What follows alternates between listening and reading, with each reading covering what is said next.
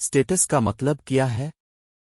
आज एक छोटी सी बात की तरफ तवज्जो दिलाना मकसूद है जिसे उमूमन आज कल हम गैर अहम ख्याल करते हैं। यकीनन हम हर रोज़ व्हाट्सएप, फेसबुक और दूसरी सोशल ऐप्स पे स्टेटस स्टोरी लगाते हैं। क्या कभी माई स्टेटस का उर्दू में तर्जमा करके देखा है?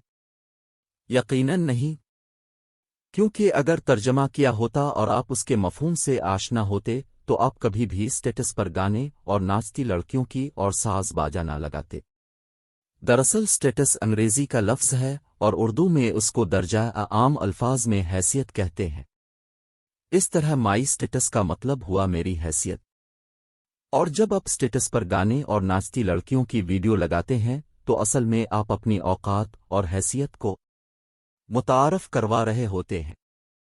सबसे बड़ी बात इसमें यह है कि आपका लगाया गया गाना या फहश फोटो जितने लोग देखेंगे उन देखने वालों के बकदर आपके नामा अमाल में गुनाह दर्ज कर दिए जाते हैं। मिसाल के तौर पर आपका स्टेटस 20 बंदों ने देखा तो 20 गुना उन 20 बंदों को जहां मिल रहे हैं वहीं पर आप अकेले को उनके 20 इकट्ठे गुना पहुंच रहे हैं।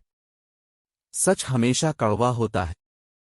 एक बात पर और गौर कीजिए, अगर आप किसी को फहश वीडियोस भेजते हो तो वो जितने लोग वीडियोस देखेंगे इतने ही आपके गुनाहों में इजाफा होगा।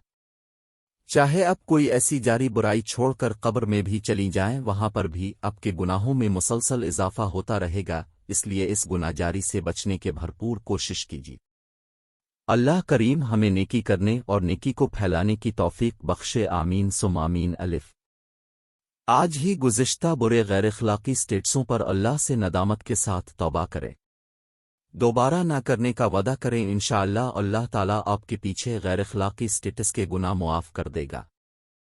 अभी अपने मोबाइल से तमाम गाने और गैर अखलाकी मवाद डिलीट करें। ज़िंदगी का कोई पत्ता नहीं ये ना हो आपका ये मवाद आपको अल्लाह के सामने शर्मिंदा करे। कोई कितनी ही अच्छी वीडियो हो मगर इस पर मौसीकी हो तो वो हराम है।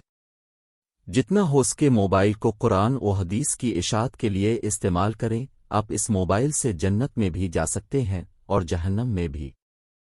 फैसला आपका है। सोचिएगा ज़रूर, शैतान की बातों में मत आइएगा।